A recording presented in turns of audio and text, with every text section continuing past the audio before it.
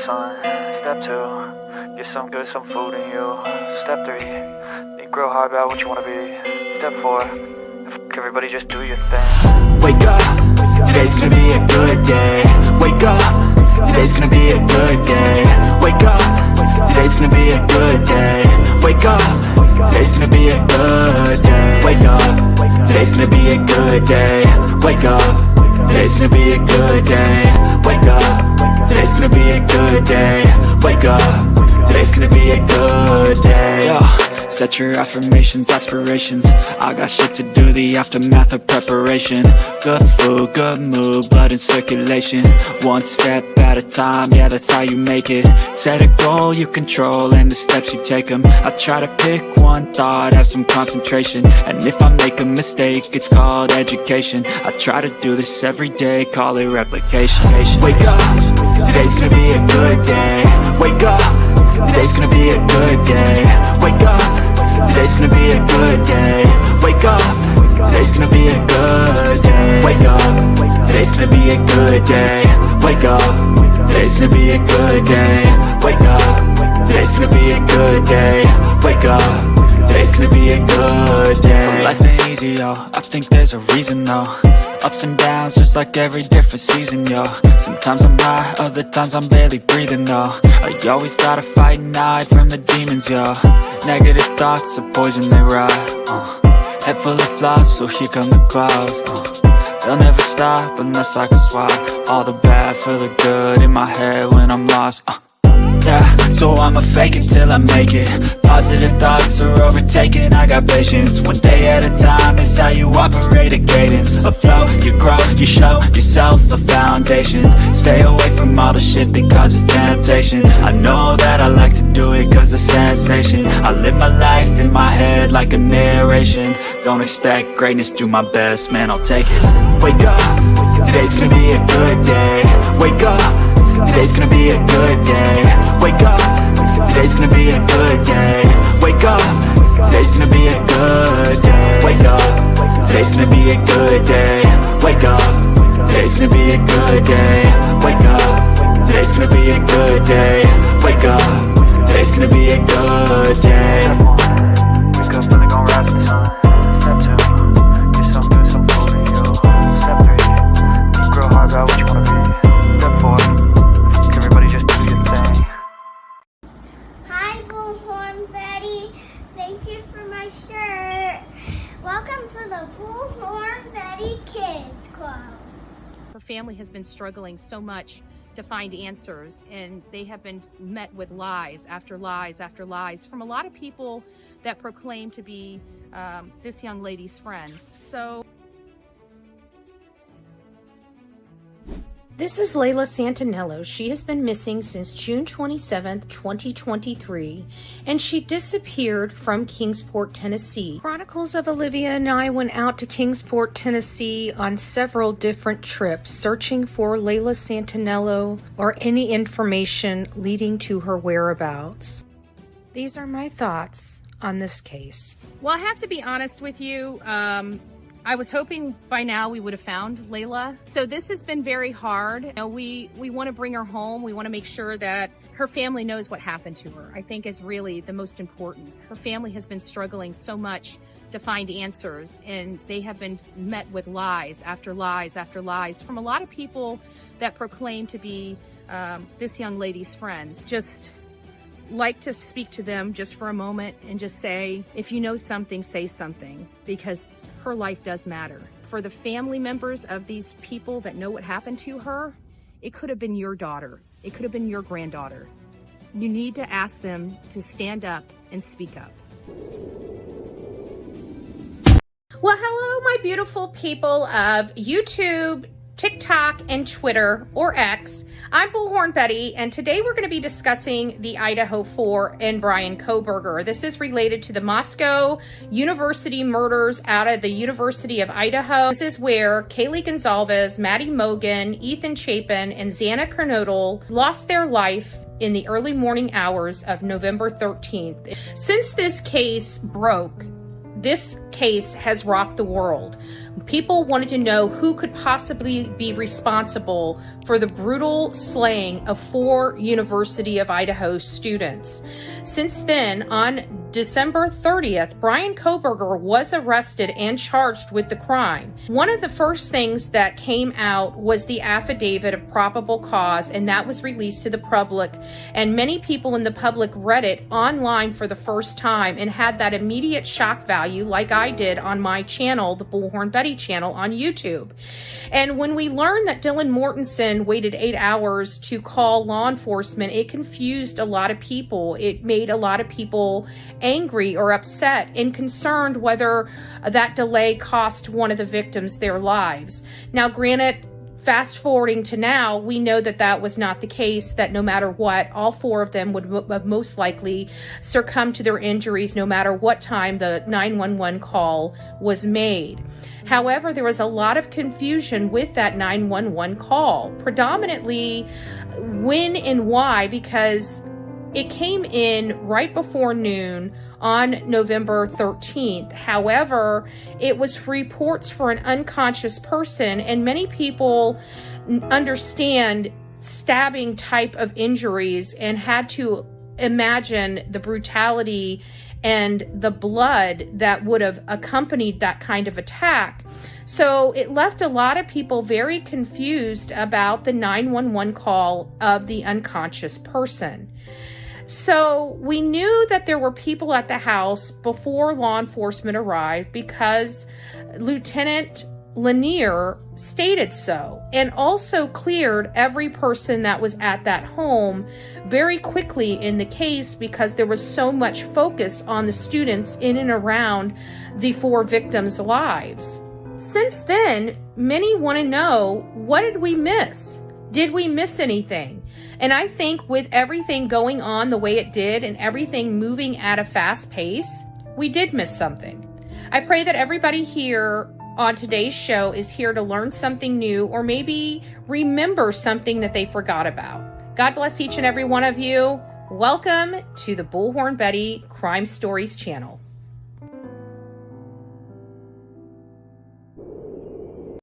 Welcome to the Bullhorn Betty Coffee Club.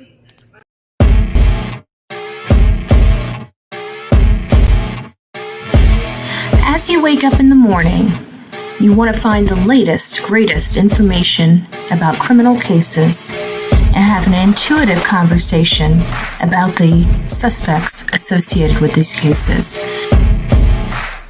Head over to the Bullhorn Betty channel on YouTube.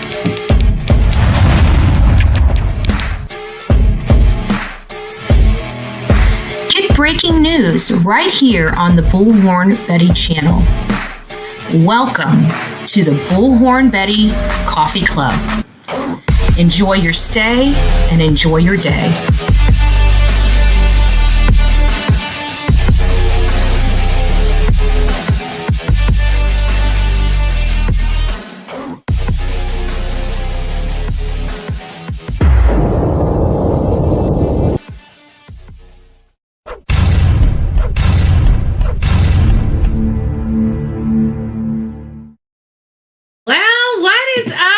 Beautiful people of YouTube and X, it's nice to see you this wonderful Saturday morning. This is a case that we have been trying to get to for the last several days, but with Savannah Soto and everything going on in that case, obviously that was more of a pressing issue. Everybody wanted to know what was going on. Now that we had the 3rd arrest in that case, it's time to get updated on this channel about the Idaho 4. Many of you know Bullhorn Betty and Chronicles of Olivia did 2 tours to this area at the time that this case was going on. We did that specifically because there was so much misinformation going on out there, and we knew if we went down there, we could at least figure something out, at least if nothing more, for ourselves. We don't want to forget Baby Q. I'm honoring Baby Q today on this segment. This is a 20-month-old child that was brutalized by his mother the time he was born up until the date of his death. One of the reasons why there was such a hate campaign against me was my advocacy for him and protesting and taking on the government out there in Chatham County in an effort to get the lady, his mother, that brutalized him, arrested and behind bars where she belonged. So we're going to be thinking of baby Q today. Before we get started, obviously, there's going to be some things that I'm going to be addressing this morning, okay?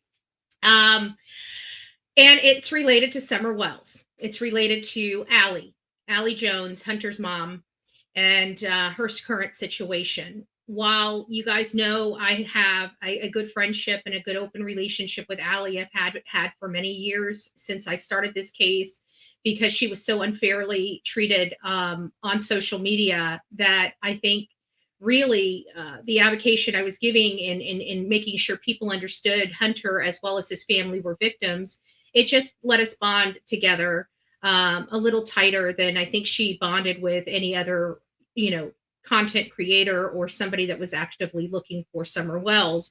But I don't know that to be true or what it may be. I just know my relationship with her. And so hearing that she's not doing well in a hospital is very emotional for me, because of the conversations and the fact that just this last Tennessee trip, I was meaning to call her and reach out to her and, go take her to lunch, and never had an opportunity to do that. So naturally, I kind of beat myself up, over that as well, because I may not have an opportunity to do that again. And so this has been really hard on me on a personal level. I don't know what her condition is. I've tried calling her. Obviously, she's not answering her phone. I just wanted to know whether or not she is in the hospital. I truly do believe she is in the hospital, and I truly do believe she's not doing well. That's my true belief.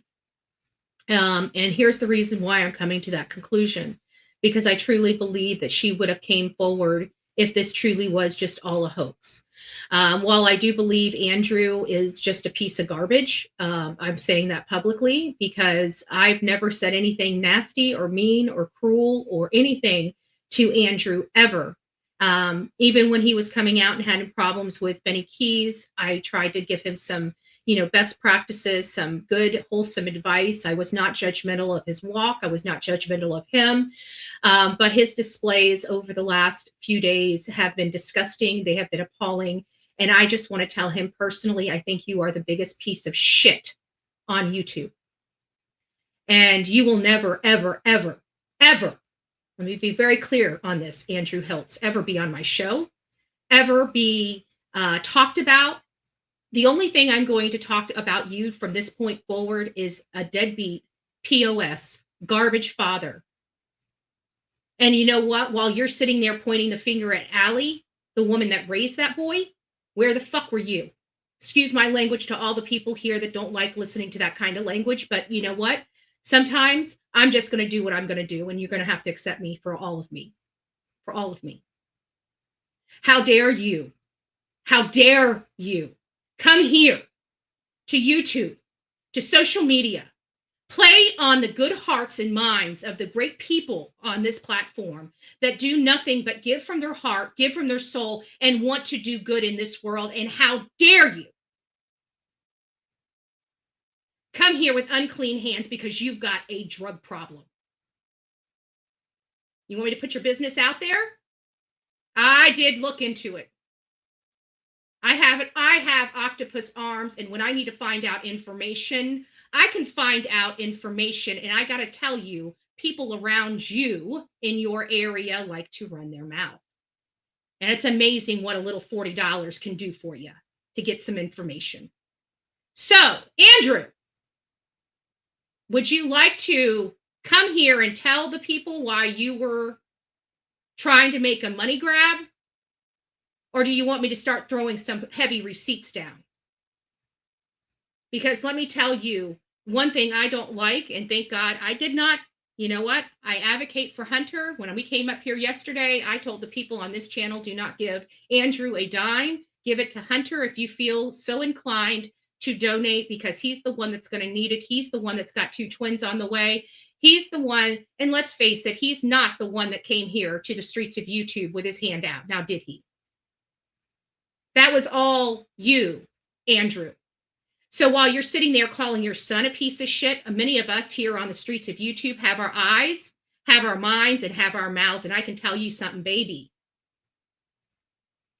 I love Allie. And I love her son, Hunter. And if you think I'm going to let a dead piece of shit come here and smear that boy's name after everything that boy has been through, and you wanted to pimp him out on your channel the minute Allie went to the freaking hospital, let me tell you something, Andrew, little boy. Why don't you go grab that smack and do us all a favor? Clip that, clip channels, because I really could care less about that piece of shit. You've ruined your son's life. You ruined the kids' lives that you're with right now. And you are nothing but a garbage piece of garbage. And I guarantee if it wasn't the woman you were living with, you would have turned your back on those kids too. Because you know why? You're just that kind of piece of garbage. And let me just be very clear. We say no to deadbeat fathers here on the streets of YouTube. We say yes to single mothers that have to raise their children by themselves because of animals like you. So before you sit there and want to point the finger at your son, let me be very clear. Let me go ahead and throw my rock at your glass house.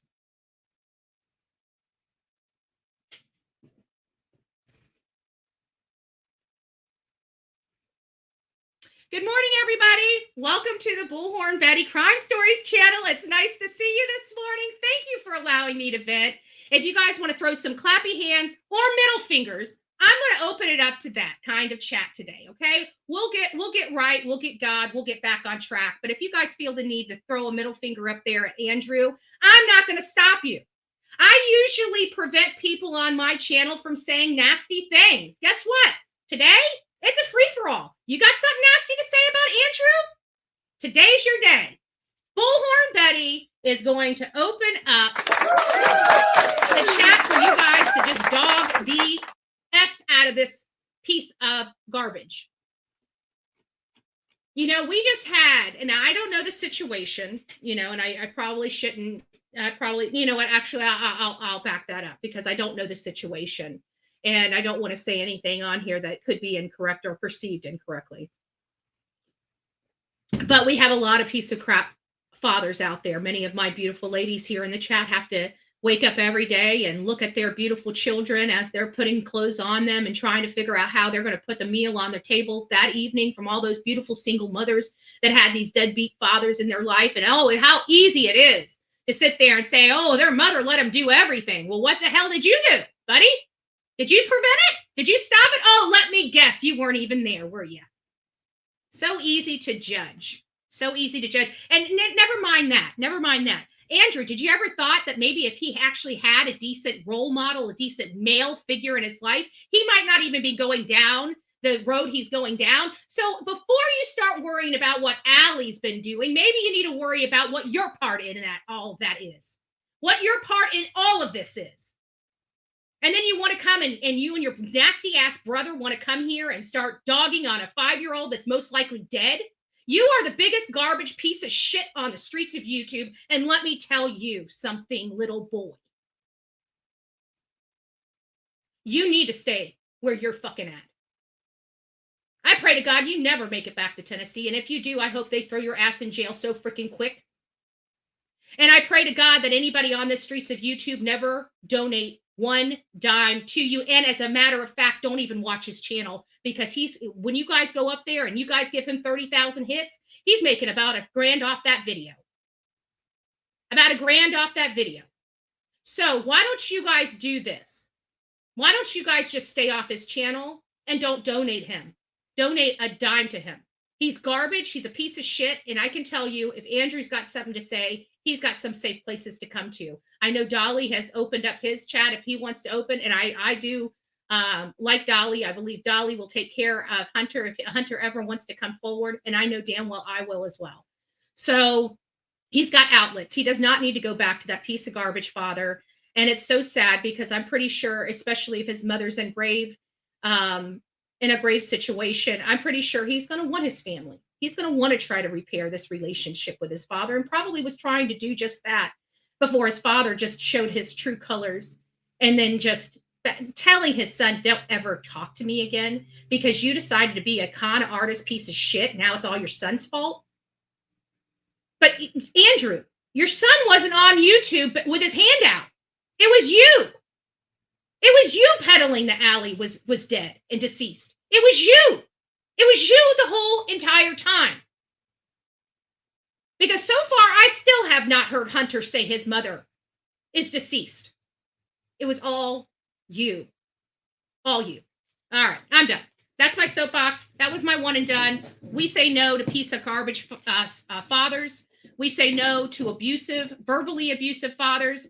I can honestly tell you, I've got Andrew pegged, and I know he's a violent person, and he probably beats that woman he's with. And I'm going to say that with all, I'll say that, I believe, right? I believe that man's a violent man. If he can talk about a 5-year-old girl, don't trust me. There is no kid in his sight that's safe with him. And I guarantee he probably has already had DCS all up his crawl for a very long time already. So for those that have those wild ideas and wild hairs, don't even worry about it. Don't even do it. The Real Me Too is nice to see you. Bullhorn Betty is present. Real Me Too was here last night. You guys can't see the time. She was here last night saying, oh my gosh, I got to wait 7 more hours. I got to wait 7 more hours. Bullhorn Betty's present. Skittles, Prime Stories, Jules, it's nice to see you. Luteens, H-Town's Finest, it's nice to see you. Southern Granny Wolf, Drew, Melinda, Gigi for live. Louise, it's nice to see you as well. Jean, it's nice to see you.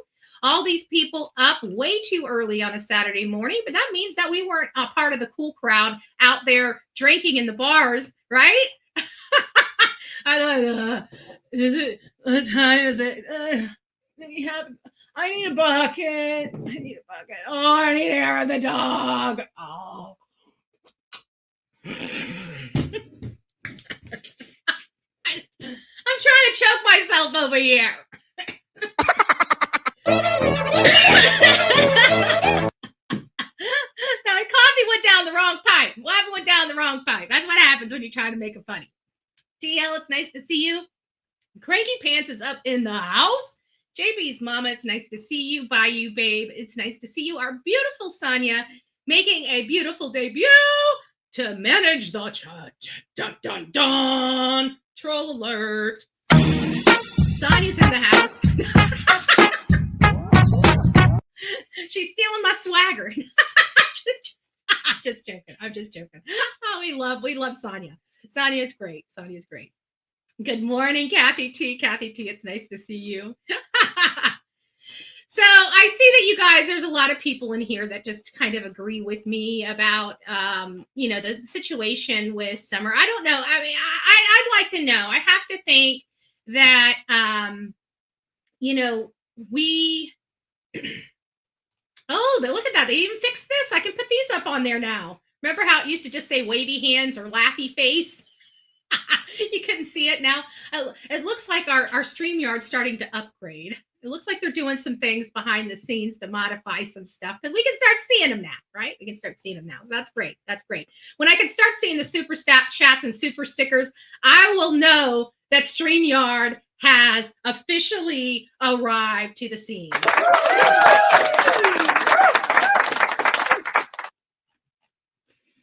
But I have to say, how many people by a show of ones and twos, I mean, hearing that vile stuff come out, I mean, not only about his own son, but about Summer. I have to tell you, when I heard that crap coming from him and his brother, I almost wanted to take a red eye to New York City, New York, right? Just to be outside of his house with my picket sign saying, you are a big piece of manure, right?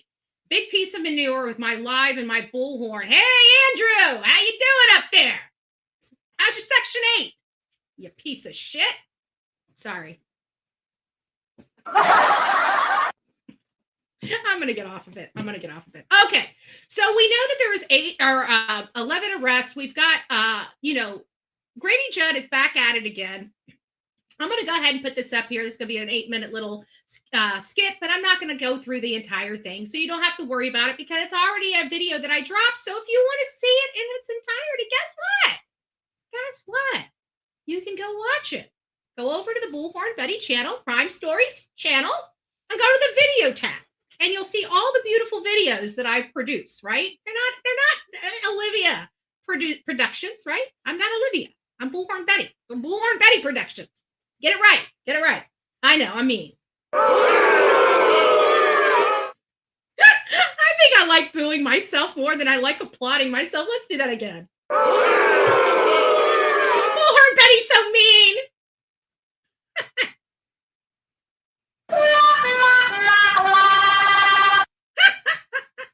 I have too many fun. I have way too much. I have too many buttons, guys. I have too many buttons. Yes, Jules. Justice for summer. Justice for summer. All right, so we're going to get on to Grady Judd. Like I said, I'm just going to take a few minutes. I love Grady Judd. I love most of our sheriffs here in the state of Florida. I have to be honest with you.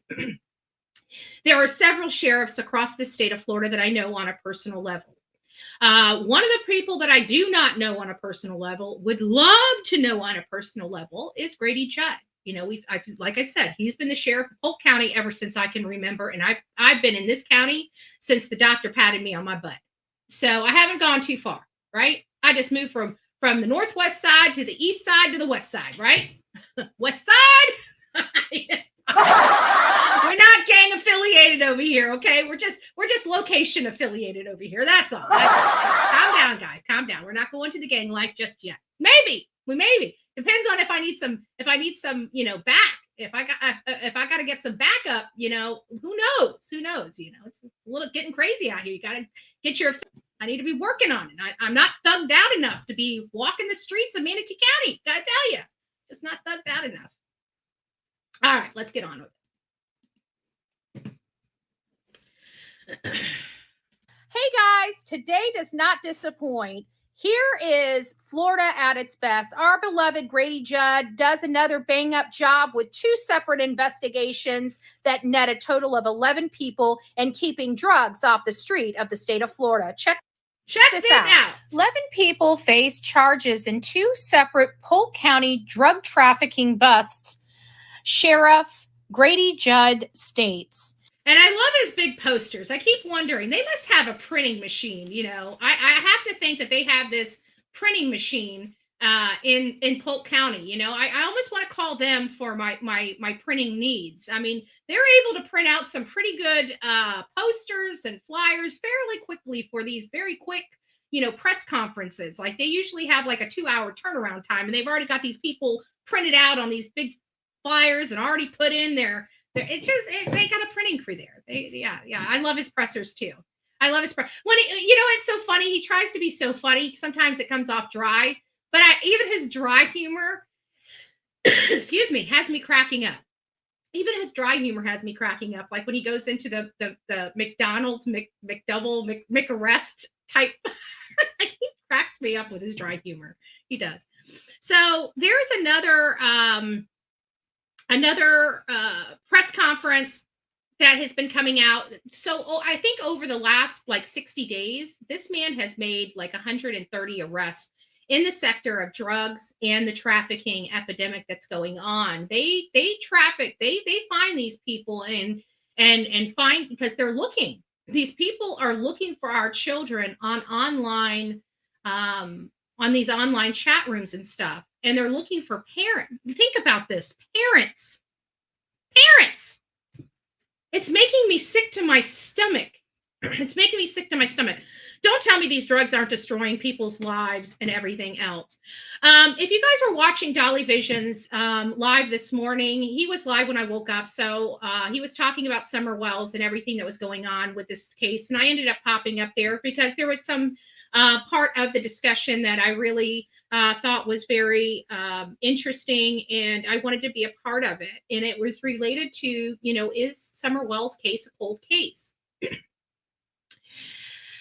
And I don't know how to answer that. Parts of me believe that it is a cold case, and parts of me believe that they just don't have enough evidence to classify her or deem her as deceased, and that's what's holding up the rest of it. I believe the people in and around her, it's going to be one of the people in and around her at the time of the disappearance, or all of them, right? It could be the conspiracy. We don't know just yet. I have my strong suspicions, and I think over the 3 years, you guys know my position on this case. It hasn't changed. It hasn't. I've been searching and searching and searching for change, for something to change my mind, and nothing has changed my mind.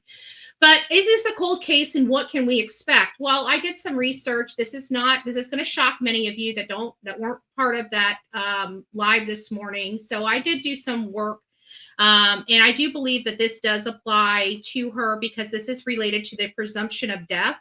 And because she was abducted or disappeared, I'm looking at this and it says a person that's been absent, such person's place of residence or unheard of for 7 years or longer, whose absence is not satisfactorily explained, is presumed to be deceased. So if we were to apply this to our situation, we're coming up on 3 years, guys. It may be potential another 4 years before we get justice for baby Summer, you know? And as I was talking to him, and I don't know how, maybe some people here in the audience or some people watching at home will be able to come up with some ideas as to what to do, but it looks like in a specific case, this specific case, the family went to the courts and had the court order her deceased so they could have the ex-husband arrested for her murder.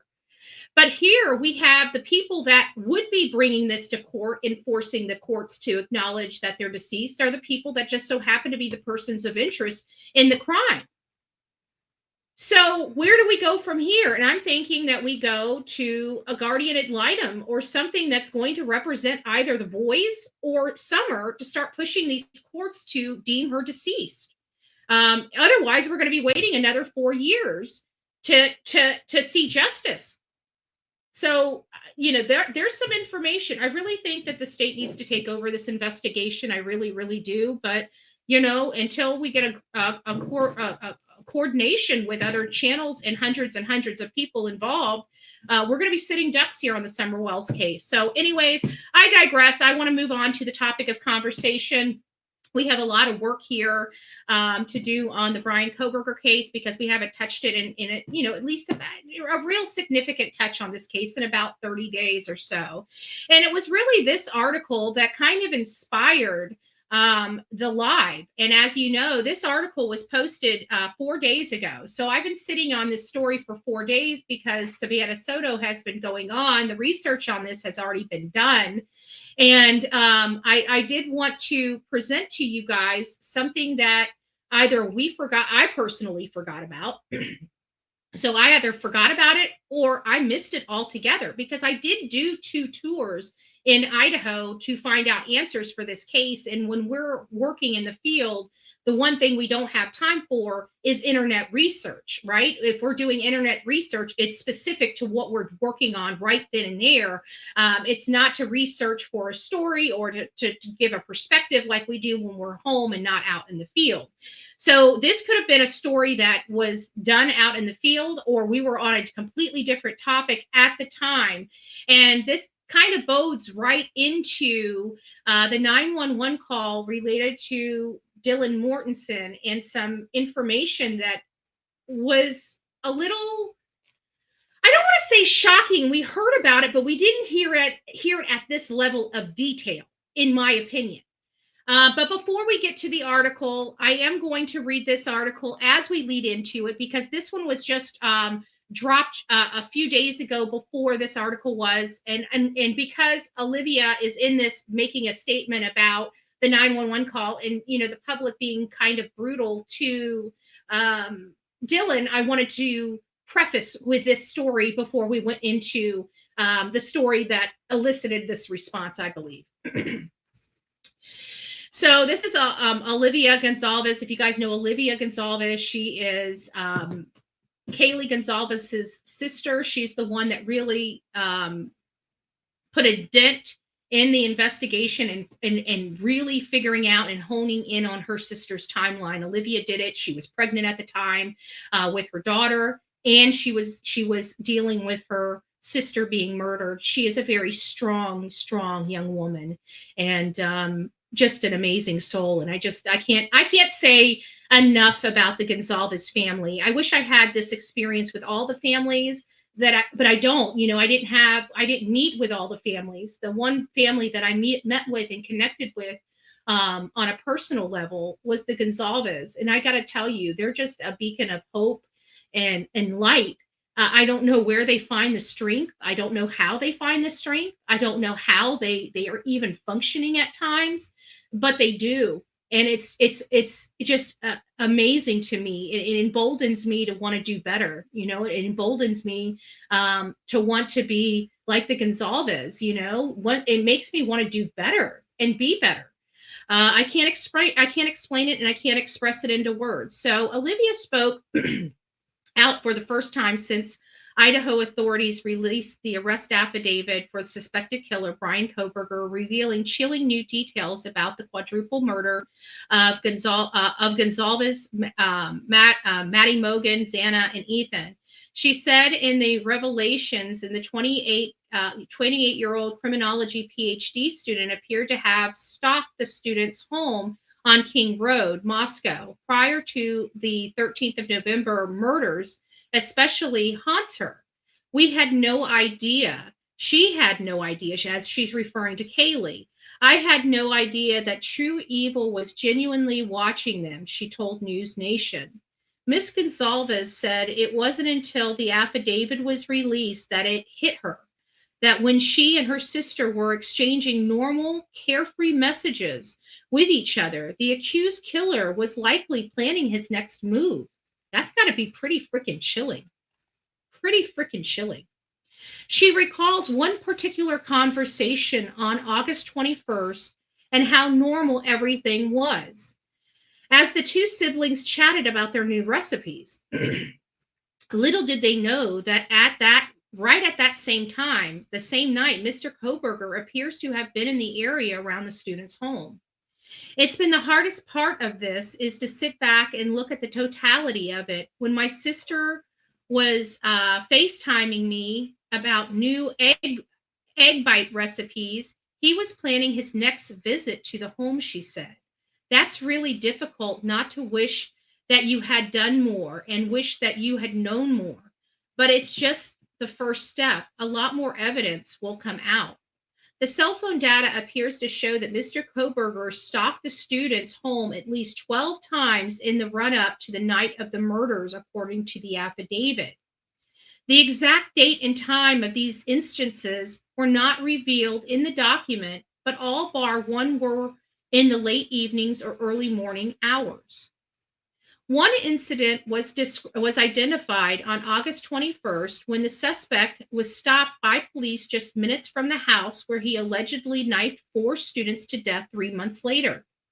A citation from Latah County Sheriff's Office obtained by the Independent revealed the traffic stop took place around 11:40 p.m. at the intersection of West Pullman Road and Farm Road in Moscow. The records show he was stopped for failing to wear a seatbelt, just a few-minute drive from the home of King Road where the victims were murdered. Investigators believe that Mr. Kohberger turned his cell phone off at the time of the murders in order to try to avoid detection. However, cell phone data places him close to the home on King Road around 9 a.m. on November 13th, suggesting he had returned to the scene of the crime just hours after allegedly murdering 4 victims around 4 a.m. As well as cell phone data, the affidavit revealed other evidence also led them to arrest Mr. Kohberger for the student murders. Police said his DNA was found on the knife sheath left behind at the scene by the killer. The white Hyundai Elantra spotted at the crime scene at the time of the murders was traced back to the suspect, the affidavit revealed. So all of this is starting to go into the information that we had already previously understood. And so, again, coming back to this original post from Reddit, again, I don't use Reddit for information or corroborating information or anything of that nature. But what I do like about Reddit is they do post some relevant information and provide their own personal perspective. And what I like about it is it gives me an opportunity to kind of digest what they're saying and see if I agree or disagree, and whether that this would be a topic of discussion for the audience. Because if I'm questioning it, or a light bulb's going off on my head, then it might be going off on my audience head. So I never want to withhold that from them. So it brought me over to this article that was written some time ago. And this is the very article that I believe many of us missed or didn't read, or if we did read, we forgot about. Because I don't know if we read so much stuff, we did so much research in this case. It's so crazy that we can do all of this research and not remember where we got some of the information from. But when I read this, I have to be honest with you, it felt like I read this for the first time, which leads me to believe, did we miss something?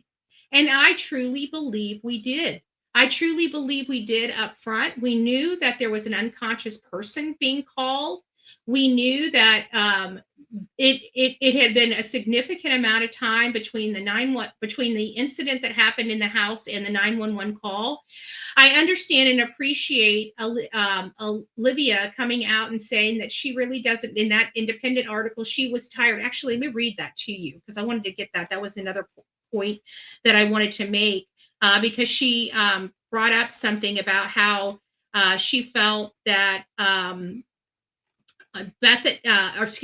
Dylan is being treated unfairly, and she wishes that people would quit being so mean to Dylan.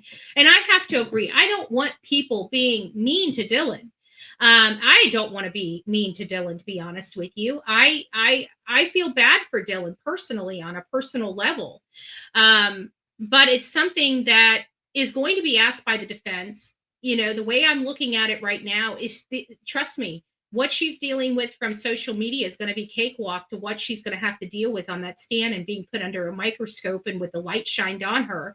I have to think that, you know, the silver lining in all this, I don't want anybody beating up that poor girl. She's been through enough. But I, you know, maybe this experience might, in the silver lining of it, might lighten her anxiety when she's on the stand, because she's already been through the ringer. She, you know, what worse can happen at this point? You know, just, you know, I'm not saying that, you know, I'm just, you know, brainstorming, you know, the positive sides of this, right? There's no positive. I don't think anybody should be beating up people because they hear something on a channel. I don't think you should be actively engaging and trying to find the person to tell them about themselves in a situation like this. But I do believe people are going overboard and basically saying that social media shouldn't have an opinion. And I think that's disgusting to even think that we wouldn't have an opinion on any case. Of course we've got opinions. Of course we're going to speculate. I don't know what they think true crime's all about. I mean, even you know, our murder mysteries, what is it about? Brainstorming and putting pieces together. We speculating, right? What do the officers do in the round table when they get these cases? They do a lot of speculation. So I can't say that, you know, I understand their position, but I think they're going overboard with all this misinformation, or trying to say that we can't have a discussion or provide our opinions or analysis of the information we got. I think that's ludicrous. I'm sick of hearing that. It's starting to wear on me. It's starting to sound like a broken record. But I do believe there are people that are intentionally throwing misinformation out there to thwart the case. I don't know why people do that or why they find the need to do that, but I do believe that they do that. So let me go ahead and read this article, and I think you guys are going to understand why I chose this. Okay. It's interesting. And again, I don't remember reading it. So let me go ahead and put this up, and let me get this a little bit bigger for your eyes to be able to read it from the screen. So if you guys are on the phone, I think that if you guys are on the phone, I think you guys should be able to read that. So as students return, and this article here was written a while back. Does it have the date on it? Hold on, let me see if it has the date on it, guys. So this was written over almost a year ago to the day. So it was written January 17th, 2023, and we're at January 13th, 2024. So almost a year ago, this article was written, and I want to revisit it because, again, I don't remember reading it the first time. And it's a shocker. And I don't understand how we missed it. Moscow, Idaho. As students return from spring semester, this small college town in wheat farming country is still grappling with the brutal killing of four vivacious University of Idaho students. A shrine of teddy bears, flowers, and a framed photo collage still stand in front of the three-story home near campus where the three female students and one male visitor were fatally stabbed in the early mornings of November 13th. On Main Street, a table in front of Mad Greek, where a restaurant where two victims work, holds four white candles, each bearing the name of the victims. Madison Mogan, 21, a senior in marketing from Coeur d'Alene, Idaho, about an hour and a half drive north of Moscow, was remembered for treasuring her friends and dreaming of world travel, according to interviews conducted by Insider and reports published in other outlets. Kaylee Gonzalez, 21, was excited for her planned post-graduation move to Austin, Texas to begin a marketing career. Ethan Chapin, 20, of Conway, Washington, was remembered for his bright smile, sense of humor, and as a triplet, a love of playing sports with his siblings. Xander Knodel, 20, who grew up in Idaho and Arizona, was remembered for her loving, independent life in college and for her fierce spirit. A server at Mad Greek, the restaurant where Mogan and Knodel worked and the other victims visited, wore a ribbon for her school's black and yellow color in honor of her friends. So sweet, so friendly, said the young woman who asked the insider not to use her name. This is where it starts heating up a little bit, guys. And it still goes back to causing me a mess of confusion. After a nearly 7-week manhunt, questions about what could have motivated someone to harm the students grew even more pitched after the police finally arrested a suspect on December 30th. Despite attempts to make sense of the killing, a motive remains elusive weeks later. A motive still to this day, guys, has not been realized. It's a little creepy. I think we know what the motive is. I think he was wanting to be a serial killer. I truly do. And I believe that was his motivation in this. I think that was his motivation in selecting Washington State University as his school, the furthest school away from his home, literally the furthest school away from his home. It just seems interesting. And questions have mounted about why one of the surviving roommates waited until just before noon to call police after she'd seen a masked man in her home around 4 a.m. The timing of the 911 call. The police said Dylan Mortenson, one of the two surviving roommates, heard what she thought was crying around the time of the alleged murders and a male voice she didn't recognize saying, "It's okay, I'm going to help you." She told authorities that she went to her door and saw a man dressed in black and wearing a ski mask coming toward her and froze. But that after he exited through the back sliding glass door, she locked her bedroom door and went back to bed. She finally called 911 at 11:58 a.m. after first calling friends over to ask what to do about finding one of her roommates not moving, according to early news reports citing police sources. This is one of her friends that have come forward. We're going to get into it.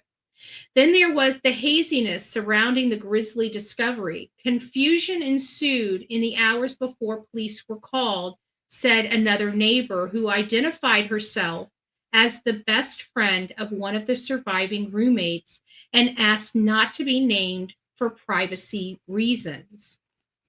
She said, here's the statement, guys. Again, this is something that I either missed or forgot about or didn't read at all. She said she came to the house soon after this crime was discovered. So we know that there was a crime. We know that something happened, and we know that friends were called over. She said she came to the house soon after the crimes were discovered and learned from the surviving roommates, Mortenson and Bethany Funk, that someone on the second floor wasn't moving. She said she first presumed the person to have had ingested something from someone that was laced. So this is one of the neighbors that is being interviewed, that is not being named as a person, that is saying that they're the best friends of one of the survivors, and is talking about the ingestion of narcotics. My question is how bloody was this scene? Because the second floor housed Xana and Ethan. We know that from the probable cause affidavit, and I can personally tell you from my preview on the backside of that house, there was clearly blood dripping down the slab. It wasn't oil.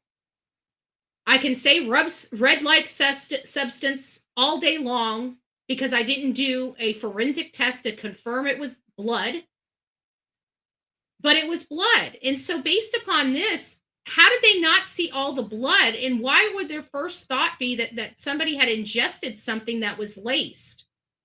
So again, I don't know if we missed this early on, or if we are just coming to realization with it now, or if this was just an article that we were reading so many articles, we just glossed over this. I don't know, but this is statements from somebody at the time they are on the scene providing this to the reporter there.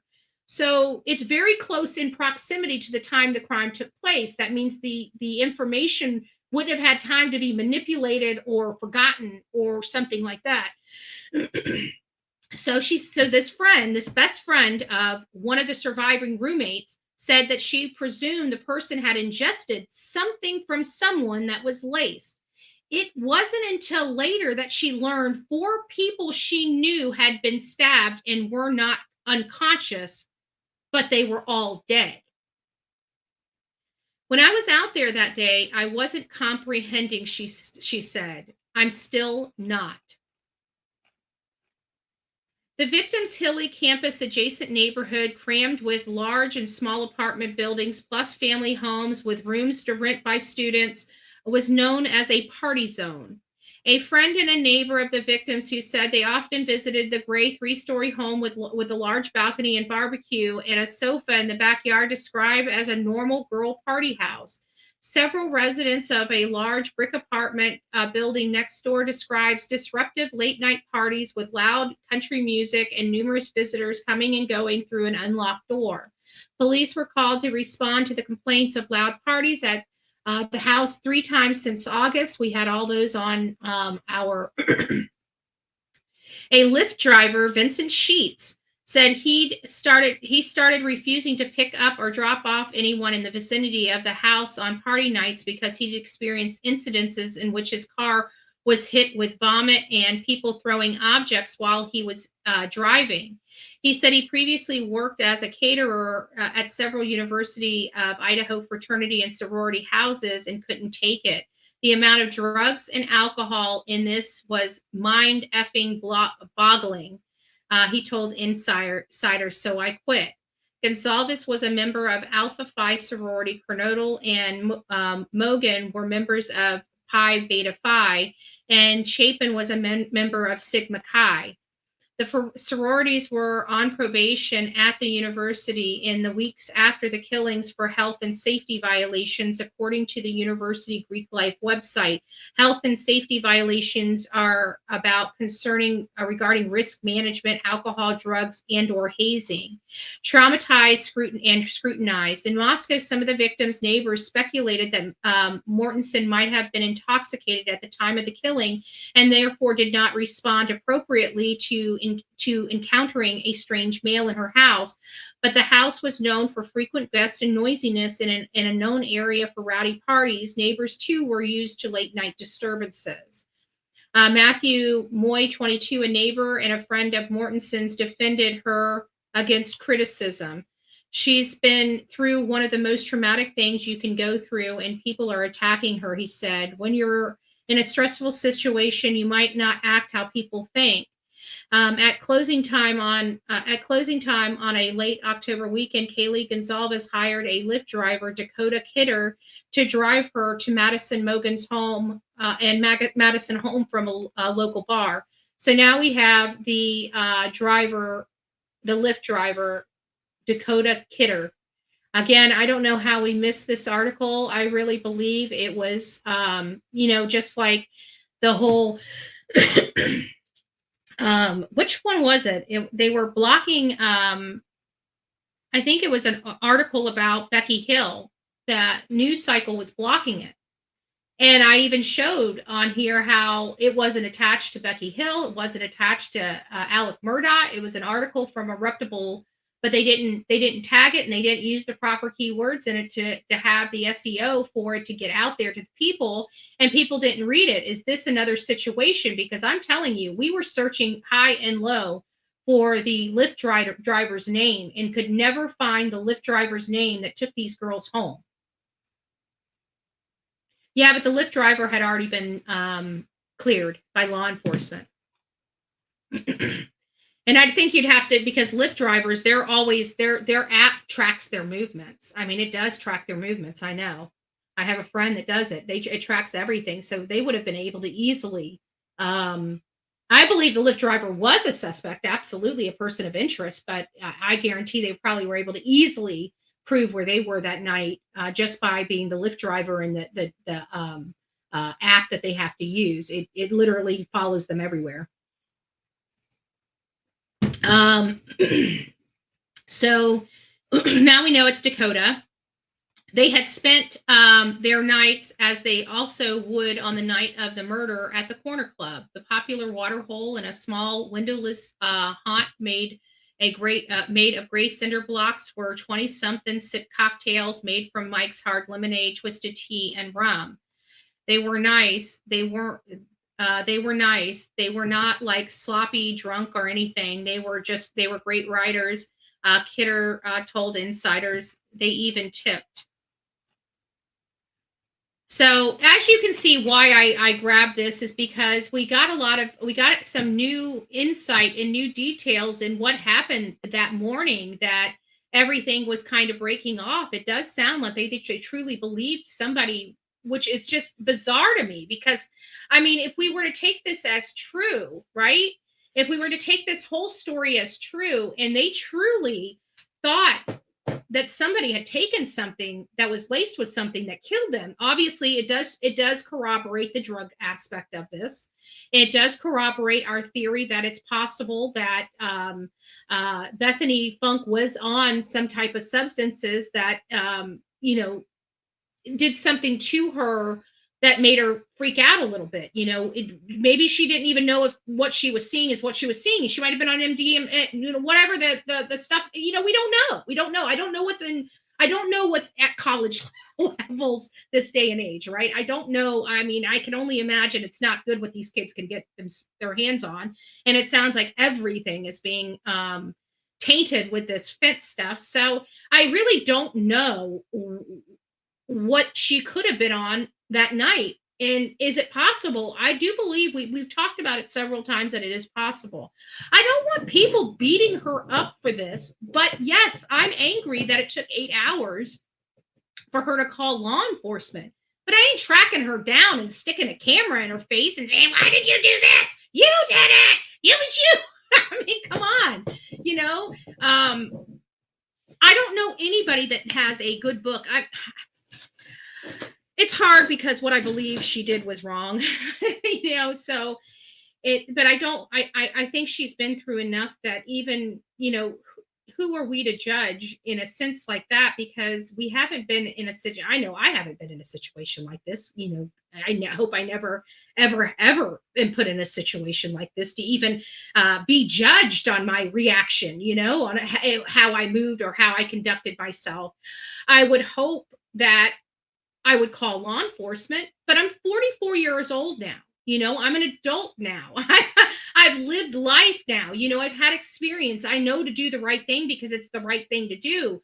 But we have to ask my 20-something-year-old version, right? We can't ask my 44-year-old version, because my 44-year-old version is going to do the responsible thing.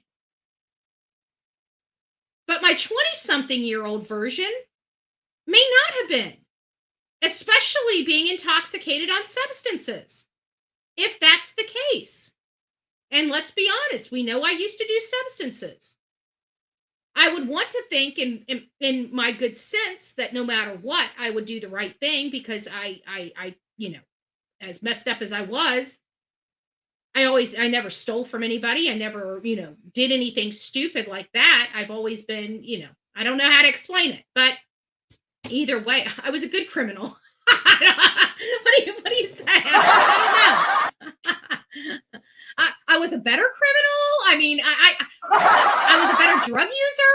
I don't know, I really don't know how to explain this, but my 20-something-year-old version might have done something, that might have done this exact same thing, especially if I was on substance. I can't ask myself, how would I handle the situation right now? Because I mean, it's like you asking yourself how you'd handle the situation. Like, we would handle the situation responsibly. But we're not dealing with 44-year-old people.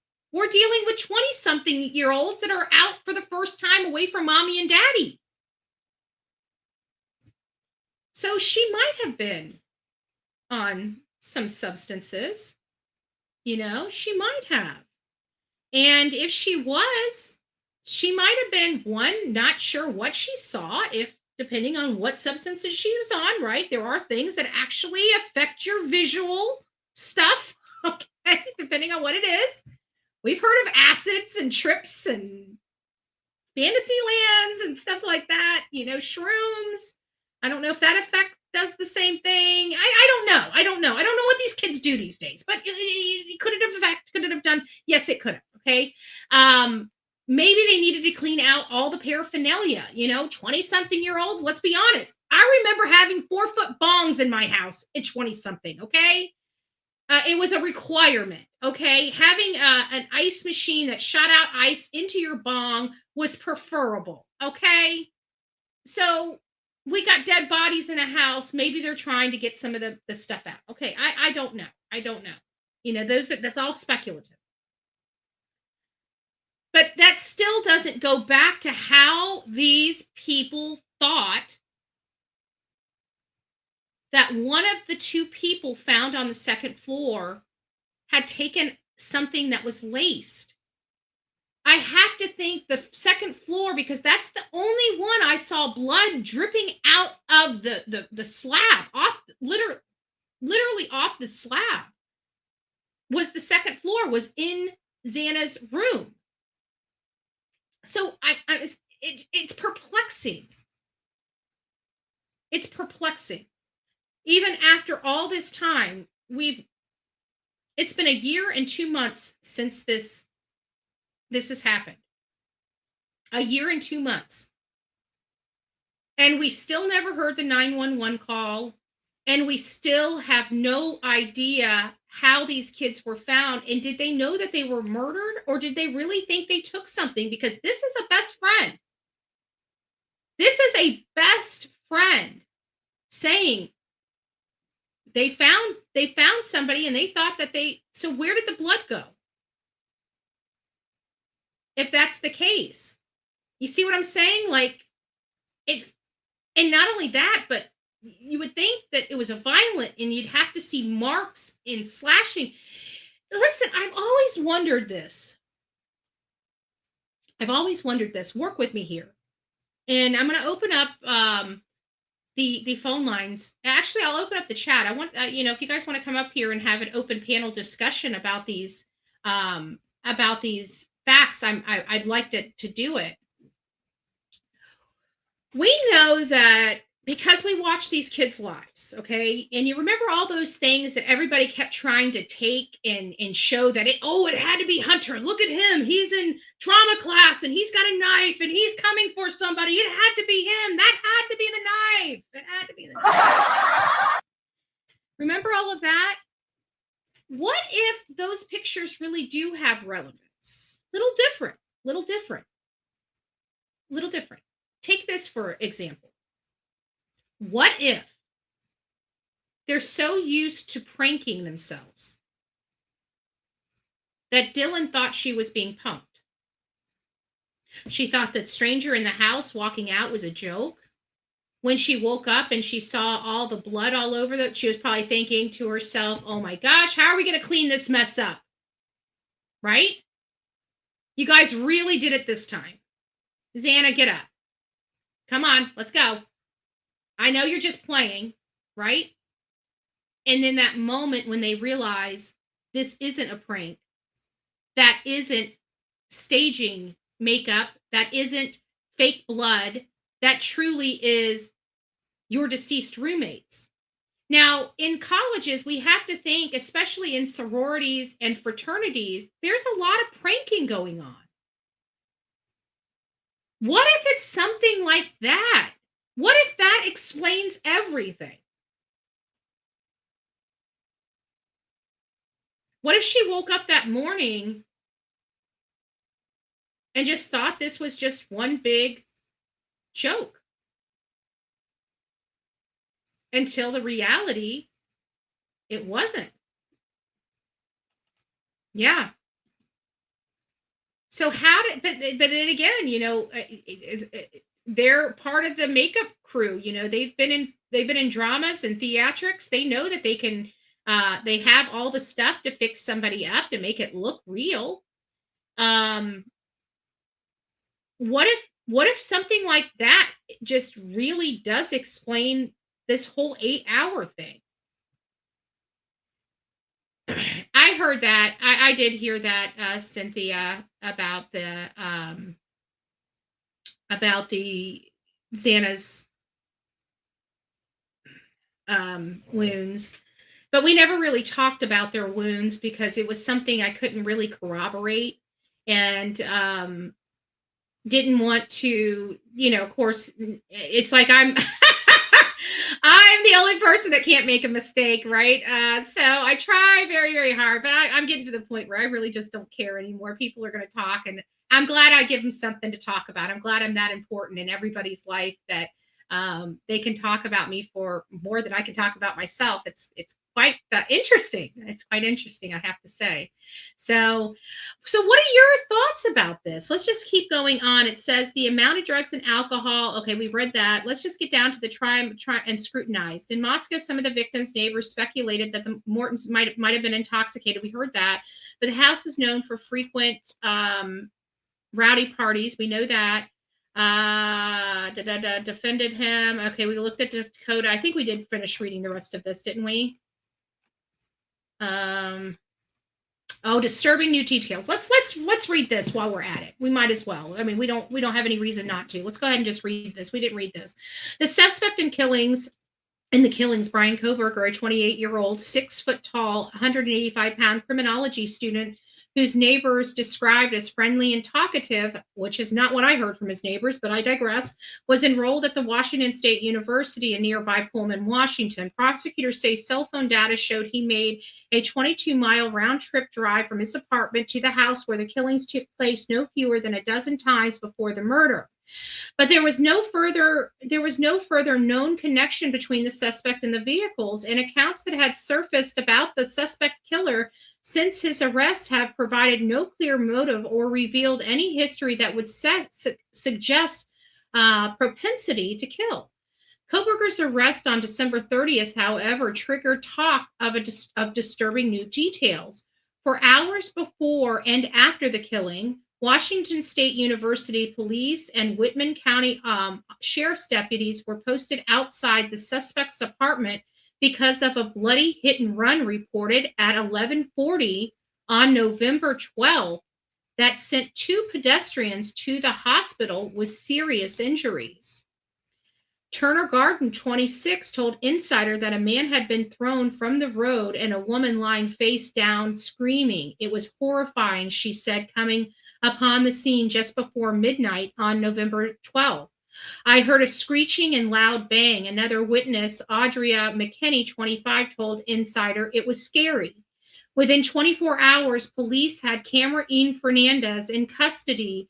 The 19-year-old Kappa Delta sorority member was charged with vehicular assault and DUI, according to police and press reports. But first, there was a manhunt, according to the press report. Cell phone data laid out in court documents that Kohberger's phone at his home in early hours of November 13, a second-story window likely gave Kohberger, who according to neighbors and court documents was an insomniac, a view of the scene. It was also with an earshot. He left his apartment at 2:42 a.m. on November 13th, according to the cellular data and traffic camera footage compiled by prosecutors. His white Honda sedan traveled 11 miles to Moscow. Prosecutors then say he then committed the grisly murders, leaving behind the knife sheath containing the DNA that would have eventually led to his arrest. By 5:30 a.m., cell tower pings showed his phone back at his home. So within an hour, the police were there the whole time. Jose Mercado, 19, a student who lived in a nearby apartment with a view of both Kohberger's building and the accident scene, told Insider. While authorities had no reason to believe 4 people had been murdered in the neighboring town, it is unclear if the crash had anything to do with the killings or if 2 bloody crime scenes were not far from each other, simply coincident. Could he have been racing through and caused somebody? I don't know. It just doesn't sound like this is probable, and it seems like it's a simple coincidence. But still, some information I don't ever remember reading. I don't remember this article at all, and I want to think I read hundreds, if not thousands, of different types of articles from all social media, Twitter, Instagram, here, TikTok, Facebook, even all these posts that have been posted on Reddit. And don't forget, we were even reviewing the garbage on 4chan. And I don't remember any of this. What is on those police dash cams that were at the scene? Do they have Bryan Kohberger going and coming? How long were they out there cleaning that scene up? This is interesting. This is stuff I don't remember ever talking about. Ever. So I'm interested. Let me see what else I've got here. I know I've got a few things. Oh, yeah, some crime scene photos that we may have forgotten about.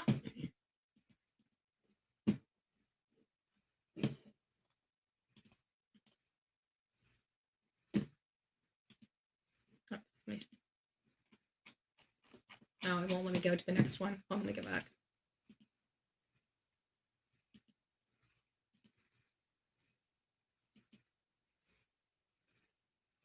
A lot of people said that these people weren't wearing, Tyvek suits and stuff. Clearly, they went in there equipped. They had face coverings. They had gloves on. They had Tyvek suits on. They had booties on. They had a lot. They really did try to do the right thing and to investigate this case thoroughly. I do believe they did. I know it was hard for us to believe, especially when Bryan Kohberger seemingly came out of nowhere. We had no idea who he was.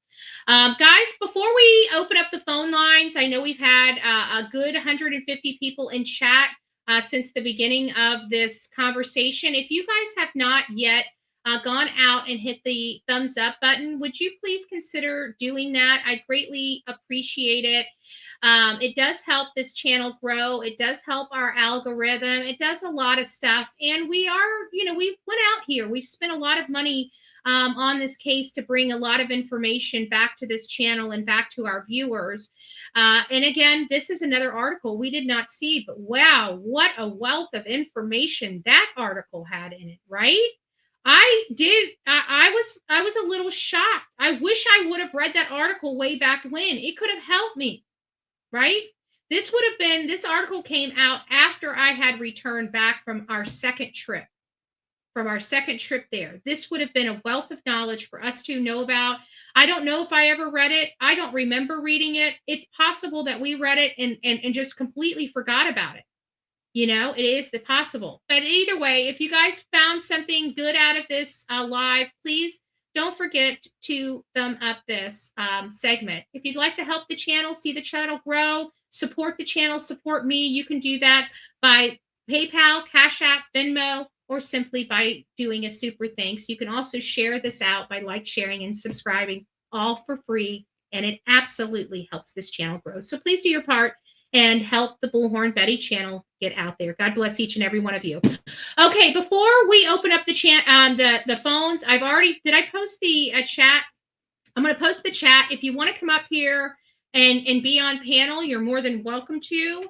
If you would prefer just calling in and being on the phone, I'm about to open up the phone lines. And if we have time, after we're done discussing this, we may go over the new documents related to, if somebody wants to grab the link and just periodically post it in chat, that would be great. For everybody else, if you'd like to call in, the number is 724-249-6140. Again, 724-249-6140. Let me go ahead and share this. And we're just going to be talking about some of the stuff that I am reading. So as we get on with this case, you know, I really do want to hone in on the possibilities. We've been talking about Dylan Mortenson for quite some time. We've been talking about, you know, what this whole 911 call, what does it mean for the unconscious person? And we were provided another detail of information from an EMT person or somebody, I think it's an EMT that wrote on the back of the ambulance. I know that there's different designations of who's in those EMTs. Thank you, Sonia. Thank you. That who's in those EMTs, but are in the ambulances, but I believe it was an EMT. And basically how they had expressed it was that when you get a call, even if you say you found a dead person, the dispatch is going to relay it as an unconscious person, because death is a medical, what did I say? I can't remember, a medical diagnosis. That's it, a medical diagnosis. And therefore, they can't make a medical diagnosis. We're not authorized to make a medical diagnosis. The only people that can make a medical diagnosis are EMTs, the coroner, doctors, people like that. So I was told, you know, when we were doing research on the unconscious person aspect and how these kids could not see the massive amount of blood that had to have been throughout that entire second and third floor area, they explained it as being just being a medical diagnosis, and they don't give medical diagnosis in dispatch calls. Do I know that to be the case? No, that's just what I was told, and that's what I relayed over as being told. Is that true? I don't know. I don't know. Did somebody truly think that Xana or Ethan, because it specifically says second floor, and that's specifically on the same floor that Dylan is on. So it has to be, and we know the two people that were recovered from the second floor were Xana and Ethan. So when we take this this story and we apply it to the information we know is fact, it is deducted that the best friend must be Dylan's best friend, and the people that they're talking about is Ethan and Xana. But Ethan and Xana appear to be the ones that were injured the most. Again, Xana's the only one that had blood dripping out of her house, or her part of the house. So there had to have been this massive amount of blood pooling. A massive amount of blood pooling. And if there's that much blood, so much so that it's literally dripping down the slab of the outside of the home, how could anybody think that this was just an unconscious person? Unless maybe it had been so long that the blood had dried up. You know, it just seems like I just keep coming back to, do they think that this was a prank? Anyways, I want to know what your thoughts are. So somebody's going to have to come up here and give me their thoughts. I'm not sure who's going to be calling in or what, but I do want to have this discussion because it is important. And I don't know how to take that article. And what do you think the reason that article seemed like it's been out for a year? And it appears that I'm not the only one that happened to miss that article. Is there a reason why it was silenced? I feel like Google silenced that article because it had the name we had been looking for literally ever, right? Literally forever, trying to find and research the Lyft driver's name. And here we had the Lyft driver's name for well over a year and did not even realize it. And her name was Dakota. So, what else? Dakota is a female. Yes. I knew it was a dark-haired female, but everybody kept thinking that it was that one girl, remember, that was selling drugs. What was her name? Was her name Dakota? Interesting. Now that I'm thinking about it, I remember hearing that name before. Huh. Interesting. I don't know. And then we hear that there's the 11th supplemental for discovery. And it just basically says that the undersigned under Rule 16, blah, blah, blah, blah, blah, aforementioned constitutionally provide but not limited to evidence and materials outlined in Exhibit J. But Exhibit J is missing and redacted. And it looks like we have a stipulated motion to file Exhibit J, which is probably going to be under seal. Let me go back to it. Yeah, it's going to be filed under seal.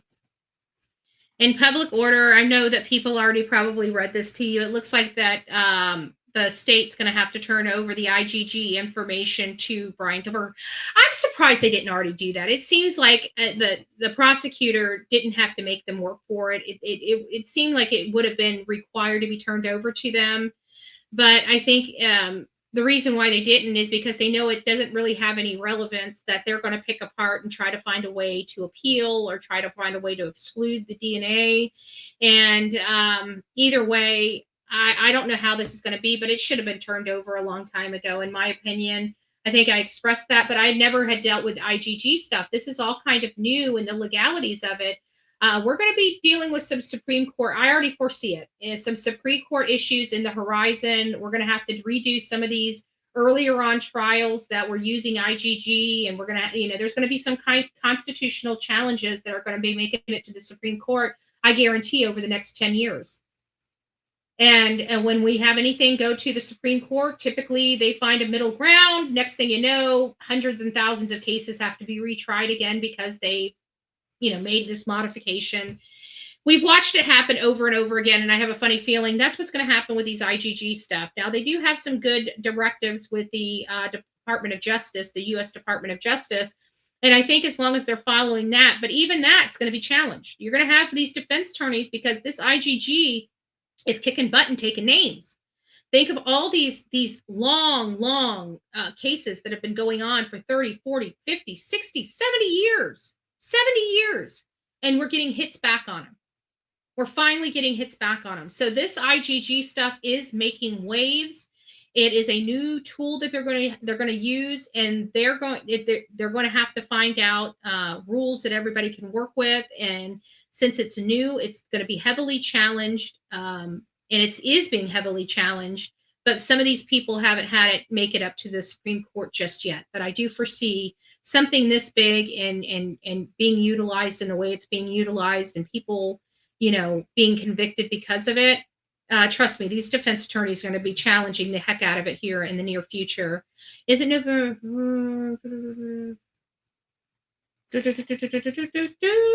I'm not sure. We'll find out. He never yelled it out. What does it say? BK met his father because he drove him back to PA. Yeah. Michelle yelled it out when? What did he say? Who said what? Who yelled it out? Michelle, no one was arrested. Who are we talking about? I'm still trying to go up to get I still feel there was someone else because of what Bryan yelled out. There was, oh, yeah. Um, yeah, well, we don't even know where that statement came from, and I don't even know if that was corroborated. I think it was one of the news, maybe it was law enforcement. I got to go back and review this. It's going to take us months to re-review this case. It's going to literally take us months because I remember going through everything. And I've been away from this case for so long, it's hard to, consider going through everything, right? But we did. So for those, we'll just go back through some information. For those that are just coming in, they haven't had a chance to watch the video before. If you guys are going to call in, I just want to play the video that I prepared for this morning's live, and then we'll go over some of the stuff that we've already went over for those that are arriving late here to the chat. Here we go. Well, hello, my beautiful people of YouTube, TikTok, and Twitter, or X. I'm Bullhorn Betty, and today we're going to be discussing the Idaho 4 and Bryan Kohberger. This is related to the Moscow University murders out of the University of Idaho. This is where Kaylee Gonzalez, Maddie Mogan, Ethan Chapin, and Xana Kernodle lost their life in the early morning hours of November 13th. Since this case broke, this case has rocked the world. People wanted to know who could possibly be responsible for the brutal slaying of 4 University of Idaho students.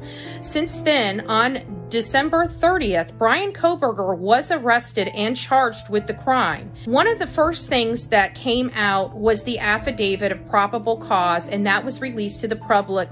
And many people in the public read it online for the first time and had that immediate shock value, like I did on my channel, the Bullhorn Betty channel on YouTube. And when we learned that Dylan Mortenson waited 8 hours to call law enforcement, it confused a lot of people. It made a lot of people angry or upset and concerned whether that delay cost one of the victims their lives. Now, granted, fast forwarding to now, we know that that was not the case, that no matter what, all 4 of them would have most likely succumbed to their injuries no matter what time the 911 call was made. However, there was a lot of confusion with that 911 call, predominantly when and why, because it came in right before noon on November 13th. However, it was reports for an unconscious person, and many people understand stabbing type of injuries and had to imagine the brutality and the blood that would have accompanied that kind of attack. So it left a lot of people very confused about the 911 call of the unconscious person. So we knew that there were people at the house before law enforcement arrived because Lieutenant Lanier stated so, and also cleared every person that was at that home very quickly in the case because there was so much focus on the students in and around the 4 victims' lives. Since then, many want to know, what did we miss? Did we miss anything? And I think with everything going on the way it did and everything moving at a fast pace, we did miss something. I pray that everybody here on today's show is here to learn something new or maybe remember something that they forgot about. God bless each and every one of you. Welcome to the Bullhorn Betty Crime Stories channel.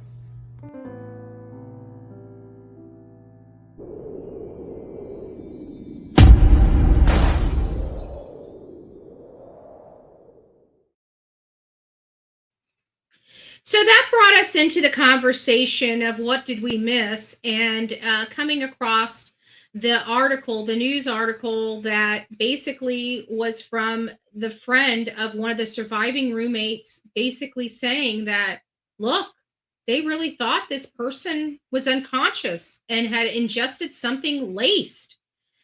This was the first time that I recall reading that. This was the first time I recall 2 Lyft drivers being named in here, including the one that took the girls home that evening, and even indicated that she had tipped and tipped well. So, this is a lot of new information we were not a privy to, or again, forgot about early on in this case. But what I did find out is one thing we did know is that Bryan Kohberger on December 30th was arrested, and he was arrested because of DNA linkage to his father. And once he was arrested, they did an oral swab of him, and it came back to being the almost a direct 100% hit of the DNA on the knife sheath. And so when they did the knife sheath, and they had the direct hit, they basically said, well, the IgG stuff is not really important in this case. Because we have a direct hit, it's going to be insignificant. We didn't really use it. We only used it for a lead. We didn't even do it. It was the FBI. So they were really fighting, and we didn't even know what they were fighting about. We just got this Brady notice and Giglio disclosure, or Brady disclosure and Giglio notice, or whatever the heck it was. And we're like, oh my gosh, what happened? It must have been one of the officers. The officers, they were planting evidence. That's what was coming out. Officers are planting evidence. They're planting evidence on Bryan. Look at this. They got a Brady disclosure, blah, blah, blah, blah, blah. And it's like, no. It was because of this IgG. They did not want to turn over. This is what the defense was calling exculpatory evidence, even though it's not going to be used in the trial. And if it's not going to be used in the trial, could it be considered exculpatory evidence?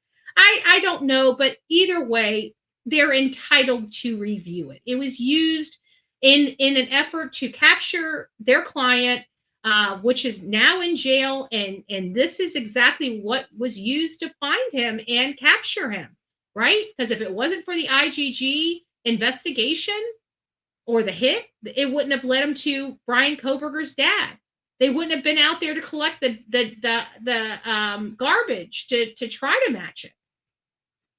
So they did have reasons. They did use this as a tool. They utilized it as a tool, and they're basically saying that they need to turn it over. And now the judge has officially agreed with them in the most recent order that the state has to turn over this IgG for an in-camera inspection. So it's not going to be something that they're going to provide to them. It doesn't appear. They may, like by drive. When it's in camera, it sounds like they got to be at the courts to review it, or something to that effect. I could be a little wrong on that. But on October 25th, the court issued an order for addressing the IgG DNA, and order for in-camera review that addressed the state's motion to prevent the disclosure of the investigative IgG information to the defense, and the defense motion to compel discovery of all information pertaining to IgG investigation. On November 30th, 2023, the state submitted to the court in camera all IgG information pertaining to the state's investigation from both the FBI and a private laboratory. So they were able to get and collect all this information. The court has now completed its review of the information provided by the state, and ordered the state to discover to the defense a portion of the IgG information. The specific material to be provided is set forth in a sealed order to protect the privacy of the IgG information, including individuals on the family tree. So it sounds like, if you guys remember, the state actually did a motion, motion for protective order, and it was basically to protect the release of the IgG information, and to protect the potentially hundreds of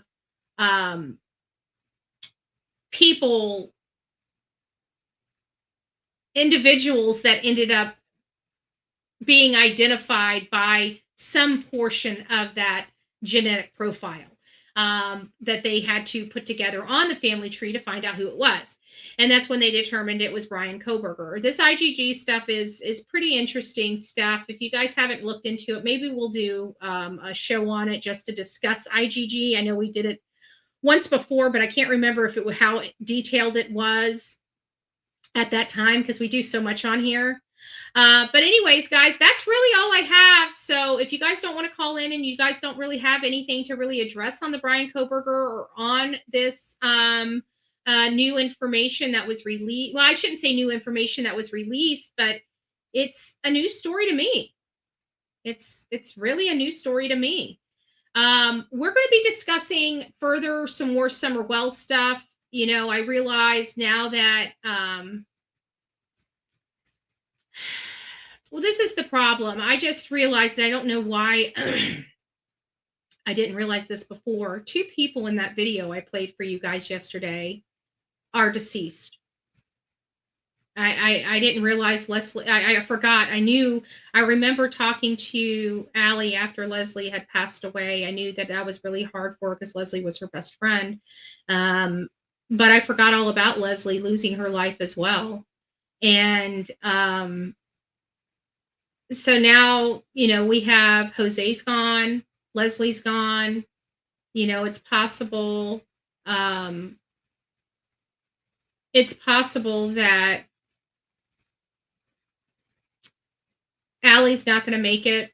You know, we're all kind of waiting on pins and needles just to find out any information. According to Dolly this morning, he said that they're going to be giving an update around noon today. So he's going to be going live around noon. Of course, I'm going to be in his chat around noon to learn what is going on with Allie. But we just need to keep her family in their prayers. And there's a reason why Andrew hasn't been a part of Hunter's life. There's been a reason why Allie has kept that piece of garbage away from Hunter. I understand that Hunter had a rough life, you know, being raised by a single parent in Section 8, you know, and all the stuff that comes along with all of that. But she did do her best. Was she a perfect mom? No. Did she make a lot of mistakes? I'm sure she did. Did she do things that probably weren't lawful in the eyes of the law? I'm sure she did. I'm sure she's made 1,000 mistakes on her journey of life, just like many of us have. But she still wanted answers. She still loved Summer. She was still part of Summer's army, and she was a loud part of Summer's army.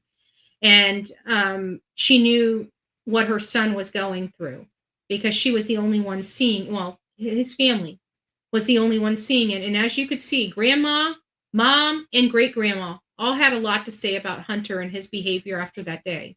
He was never the same again. Never the same again. So if he was never the same again, you know what I mean? Oh, here, let me just check and make sure I'm not missing anything. I gotta get my glasses on. I hate being blind. I hate being over 40. Everybody told me I'd lose my eyes. I told them, nah, my eyes are perfect. There's no way I'd lose them. And there's no way I'd lose my vision. No way. Yeah. Okay. Yeah, I just covered that.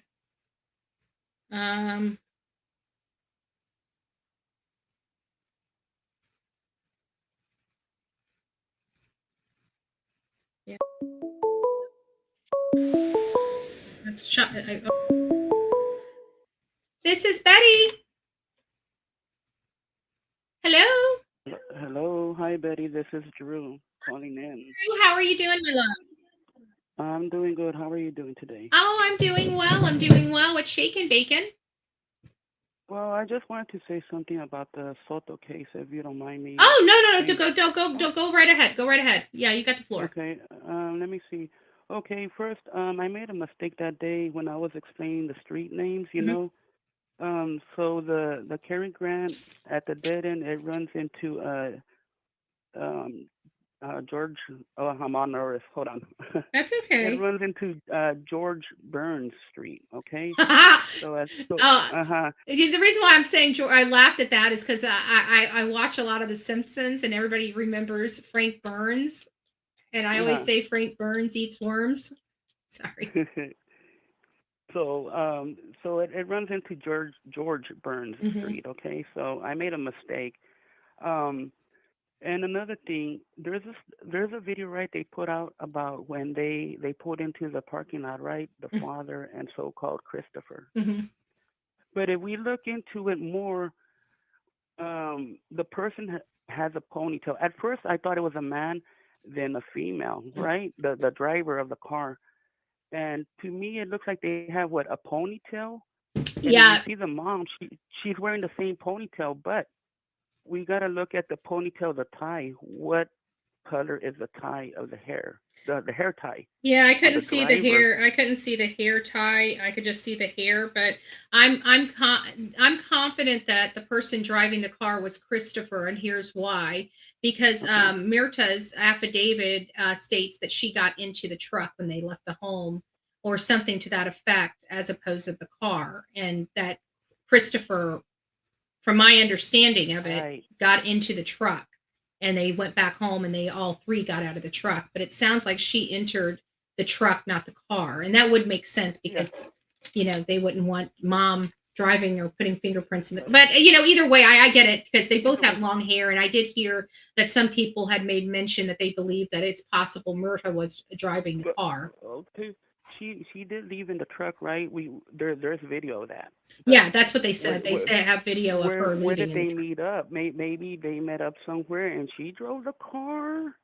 Maybe I that could think, be it. well, But if or Christopher what? had short hair, I could say, yeah, it's most likely mom. But with him, Yeah, and when right. he turns, you can see his nose and his face. Like I thought it Right. was a female, but when I saw Mhm. his features when he was arrested, I knew that that is exactly whose side face I saw. I don't think it was his mother. It was too young. Right, and they do look alike. They Him and do. his mother look alike. They really do look alike, and he does look like a lesbian. No offense to anybody. He's a He looks pretty like a looking lesbian. boy. That's all He I is. can say.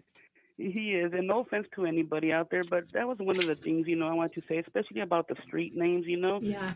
So I didn't want to put anything out there that was wrong. That was like kind of messing with me. Yeah. But yeah, that's what I wanted to say. Drew, And it's did you hear that possible. the It is grandmother had a possible. heart attack? Hmm. Savannah's grandmother had a heart attack. Did you hear about that one? No. Yes, they postponed the burial, and the grandmother had a heart attack. Broken And that's heart. the grandmother through her father's side. Her father's name is Pedro Soto, and the grandmother had a heart attack. So they postponed the burial for Savannah and the baby. People don't realize the stress of something like this. It just it has a toll on the body. It has a toll on the mind. It has a toll on the soul. It's awful. It's damaging. It's damaging to a lot of people, things like that. Even to us, just the civilians that are watching, it's also damaging to us. But it's important, people, that we pray, right, for Yeah. protection of our hearts and mind, because the enemy is out there, and things like that could affect us emotionally and physically. Absolutely, absolutely. Dree, And it does something to you've our been doing an body. amazing job. I got to be honest with you. You've been people here in the chat have really enjoyed you coming up here. So I hope your nervousness subsides because we love hearing from you, and you're definitely part of the family. Thank you very much, and I enjoy y'all. And hello to the ladies out there. Thank y'all for being nice to me. Oh, I'll get absolutely. We love Hopefully we I'll love get over it. inspiring women. We that it really is my drum beat. It's been my drum beat Hmm. for years. Is women predominantly. Well, yeah, same here. And I wanted to say that, and God bless y'all today. And thank you for allowing me to come up here with me being nervous and all. Thank Well, you. you might actually be honest with you, Dree. You might see me soon. I mean, I'm probably going to be making my way there, over the next, I don't know, 60, 90 days, probably closer, I don't know, within 30 or 45 days. I'm probably going to be there just to take a tour of the area. Okay, yeah, that'll be awesome. So, and I'll hit up your email. I Yeah, still yeah, have to because I do that. definitely would love to meet you. Okay, yes, ma'am, and we'll do it. All You right, know. honey. Take care. Okay, and thank you, and bye, everybody out there. Uh-huh. All right, Love bye. you. Bye. Bye-bye. So there's Drew. She's such a beautiful, beautiful soul, and I wish she wasn't so shy. I wish she wasn't so shy, but she's so cute. And you know what? This is the second call, and she already came out of her shell even more. Right by the third call, she's just going to be here with her little pad going up, tap, tap, tap, tap, tap, tap. It's going to be great. It's going to be great. The chat loves you being a part of the chat, Drew. I have to be honest. I see them saying, go, go, go. They love hearing from you. I don't know what's going on with Mama Bullhorn. We're gonna have to start cracking the whip on Mama Bullhorn. I haven't seen her in chat in a little while. I think I did she decide that she didn't want me anymore and kick me to the curb? I'm just joking. I'm just joking, Mom. We know you love me.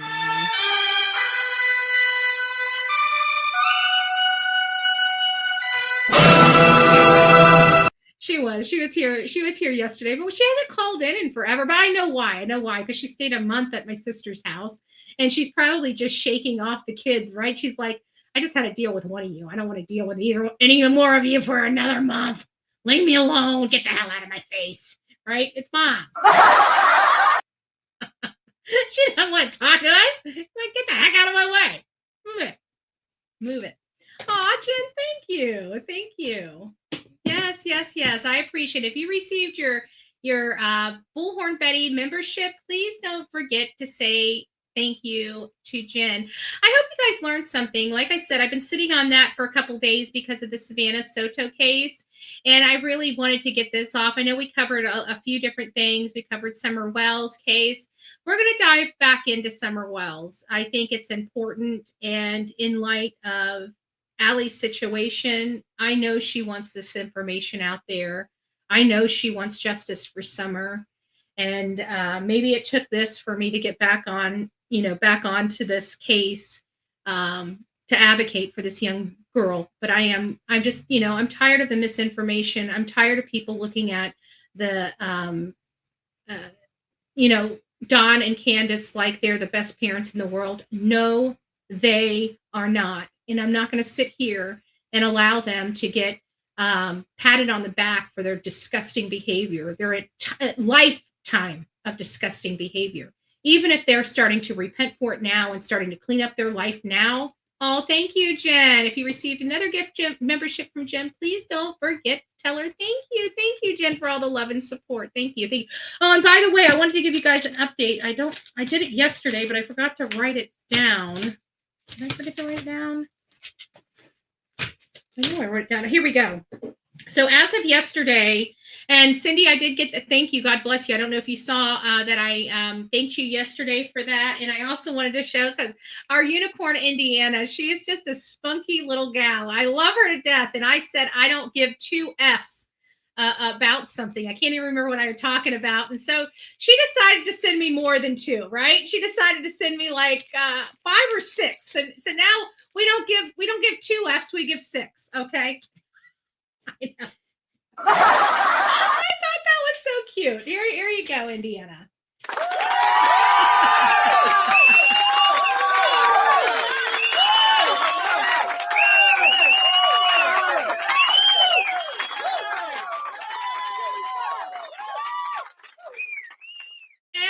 And of course, I just wanted to give you guys an update. So far, we came here a couple days ago. We really haven't been pushing it too much, but you guys know we're trying to make it to Alec Murdaugh. Alec Murdaugh is like a 3-day thing. I'm going to stay there for 1 night.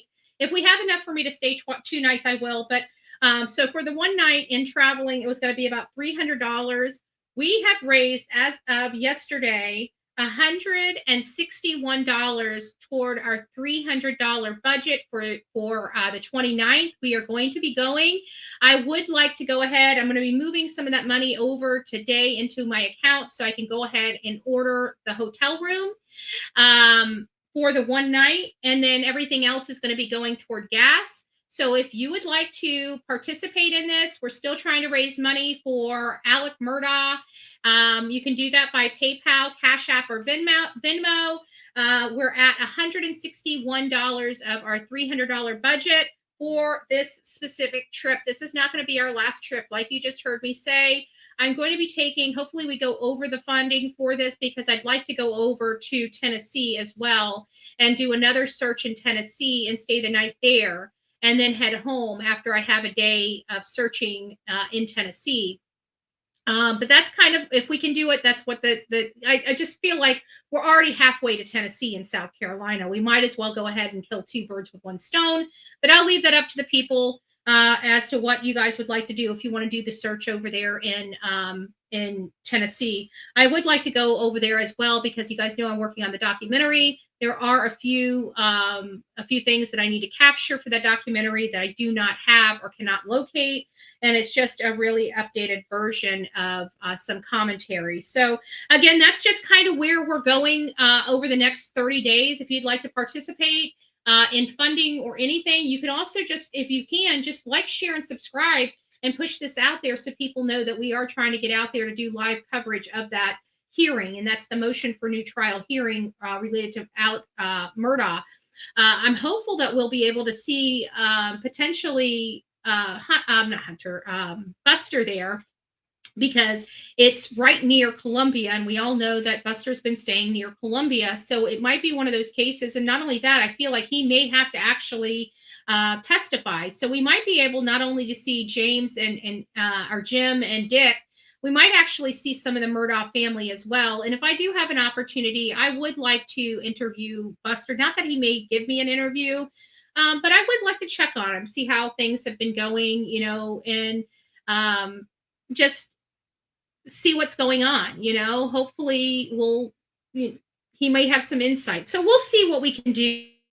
We were there, we were able to ask Dick, Jim, as well as Eric Bland questions that were really thoughtful. There was a question for Creighton Waters that I would have preferred to have asked in a different way. It didn't come out right. He didn't answer it right, and that's the only thing that I wish I would have done differently on that trip. But that's where we're at. I just wanted to give you guys an update of where we're at. We're getting there, and I believe we're going to meet our budget by the time I need to leave on the I'm going to be leaving here either the 27th or 28th to get up there, because I also want to get some documents that I'm going to need. And I believe somebody, oh, thank you, Jennifer. God bless you. God bless you. Thank you, Jennifer. Oh my gosh. Robin, thank you. Wow, that was not expected. Thank you so much. Our trip, our budget is our budget. We just met our budget, so we've got our budget. If you'd still like to donate, again, we're going to be going to Tennessee after it, since we just got our budget met for South Carolina. So now we'll work on getting the hotel room for the night for Tennessee, and we'll go to South Carolina. Will cover Alec Murdaugh's trial, and then not trial, but motion hearing. And then we'll leave from the motion hearing in South Carolina to and head over to Tennessee and see what we can do for searching and stuff like that. So thank you guys for all the people that donated for this trip. We are going to go. I will go ahead and order my trip. Real Me Too, I need to talk to you. And then also Lori Lowe, I'm going to be calling you here in just a few minutes just to chat with you a little bit. So everybody else, that's the end of our show. I hope you guys enjoyed the information, enjoyed the conversation. And I'm going to start, we're going to start going. Remember back in the day when I went silent? Remember, I wouldn't even talk, and we would just stare at each other until somebody called in. Yes, I saw that. Thank you, Jennifer. I got Jennifer's as well as Robin. Thank you, guys. God bless you. God bless each and every one of you. We did make our budget. So I did, I'm going to start doing that. We're going to start getting our participation back up on these lives, because you know what? I mean, I can sit up here and talk all day. This is for you. This is for our audience. This is for perspective. This is for our roundtable discussions and things of that nature. So I know some people participate. We're going to get Mama Bullhorn back on the horn, giving us all those great stories. And we will talk to you guys soon. Don't forget to rock it out with your coffee beans out. If you see something, say something. An ounce of prevention is worth a pound of cure. Until next time, y'all be safe. And of course, kind to one another. The Bullhorn Betty channel says no to online bullying and harassment. We say yes for doing and being impactful in your community. We like activity. We like doing for other people. So it feels good to do good. Go out there, make your communities great, and be that special person and that light in somebody's life. Guys, take it out. Don't forget, rock it out with your coffee beans out. Peace out. Peace out. We're going to go out with the video that I created, followed by our exit. So God bless. Well, hello, my beautiful people of YouTube, TikTok and Twitter, or X. I'm Bullhorn Betty, and today we're going to be discussing the Idaho 4 and Bryan Kohberger. This is related to the Moscow University murders out of the University of Idaho. This is where Kaylee Gonzalez, Maddie Mogan, Ethan Chapin, and Xana Kernodle lost their life in the early morning hours of November 13th. Since this case broke, this case has rocked the world. People wanted to know who could possibly be responsible for the brutal slaying of 4 University of Idaho students. Since then, on December 30th, Bryan Kohberger was arrested and charged with the crime. One of the first things that came out was the affidavit of probable cause, and that was released to the public, and many people in the public read it online for the first time and had that immediate shock value, like I did on my channel, the Bullhorn Betty channel on YouTube. And when we learned that Dylan Mortenson waited 8 hours to call law enforcement, it confused a lot of people. It made a lot of people angry or upset and concerned whether that delay cost one of the victims their lives. Now, granted, fast forwarding to now, we know that that was not the case, that no matter what, all 4 of them would have most likely succumbed to their injuries no matter what time the 911 call was made. However, there was a lot of confusion with that 911 call, predominantly when and why, because it came in right before noon on November 13th. However, it was reports for an unconscious person, and many people understand stabbing type of injuries and had to imagine the brutality and the blood that would have accompanied that kind of attack. So it left a lot of people very confused about the 911 call of the unconscious person. So we knew that there were people at the house before law enforcement arrived because Lieutenant Lanier stated so, and also cleared every person that was at that home very quickly in the case because there was so much focus on the students in and around the 4 victims' lives. Since then, many want to know, what did we miss? Did we miss anything? And I think with everything going on the way it did and everything moving at a fast pace, we did miss something. I pray that everybody here on today's show is here to learn something new or maybe remember something that they forgot about. God bless each and every one of you. Welcome to the Bullhorn Betty Crime Stories channel.